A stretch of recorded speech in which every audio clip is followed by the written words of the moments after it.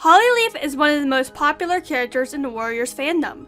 There's no lack of maps about her, whether it be the murder of Ashfur, her return to ThunderClan, or the perceived relationship between her and Ivypool, which didn't really happen in canon and is just headcanon.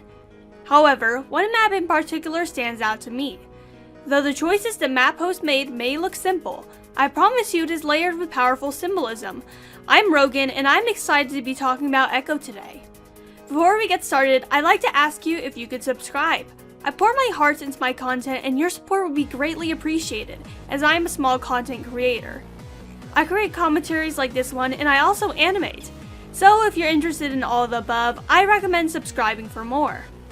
Echo is a map hosted by Aifsun, posted on November 22nd, 2016, so over 4 years ago at this point. Does it make you feel old? Because I feel incredibly old.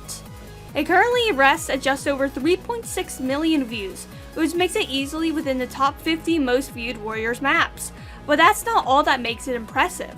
For one, I'm greatly impressed by all the animators. My head hurts trying to figure out how they made the black and white effects while animating.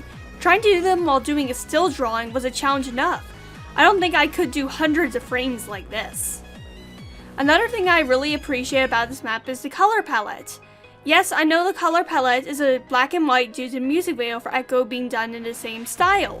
Sometimes the curtains are just blue, but it does no harm to analyze. Color is a really important thing in art and media and literature in general, and it can change how we view scenarios. For example, there's a video of wrestlers, one in blue and the other in red, where even though they are balanced while fighting, people perceive the red one as winning because red is a more violent color. Black and white are two especially potent colors, both of them being opposites in the color wheel. So what do they mean when connected to Hollyleaf? One thing the colors black and white commonly represent is the battle for good and evil. Hollyleaf struggles with her morality, the way that you tell things are good or evil, after she learned that her existence violates the very code that she was raised to worship. Out of all of her 3 siblings, Hollyleaf loved the warrior code the most. In fact, for some time she believed that was her superpower, that she was always moral and correct.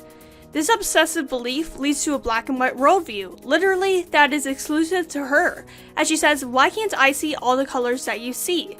She continues by admitting that she's bound to this outline, by saying, "Please let me be colorful and free." She wishes to be free from the guilt of her own identity, caused by her heritage breaking the code that she loves. The second thing that the colors represent is, naturally, her heritage. Black and white are opposing colors, just like how WindClan and ThunderClan are opposing clans. However, Hollyleaf is a blend between the 2 colors. A gray, a mutant, a mistake. In this video, gray does not exist, showing that Hollyleaf should not exist by extension. Hollyleaf struggles with her identity, saying, "What I'm up against, the echo in the mirror," and admitting that what she truly fears is herself, that she herself is a challenge to her own beliefs and morality.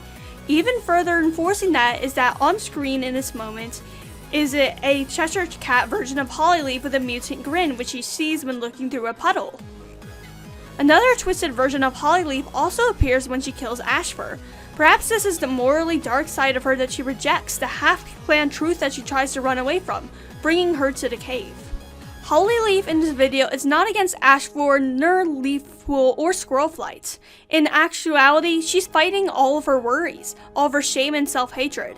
This may be hinted at in the lyric, "My enemy is invisible and I don't know how to fight," as her affliction is mental, not something that you can damage with claws. All in all, this map is a great metaphor for self-hatred based off of a black and white worldview. When Hollyleaf finally holds herself to the standards she set for others, she snaps and is unsure of herself, lashing out in her monster form, a possible representation of her half-clan heritage, which she views as an aberration of herself. This meaning, plus the greatest animation, combined to make this one of the best Hollyleaf, if not Warrior Cat, maps I've ever seen. If you've appreciated this Speedpaint and analysis, don't be scared to subscribe. The red button won't bite, and I'm planning many more videos like this. What is your opinion on the meaning of this map? Comment down below. Anyways, peace, Rogan out.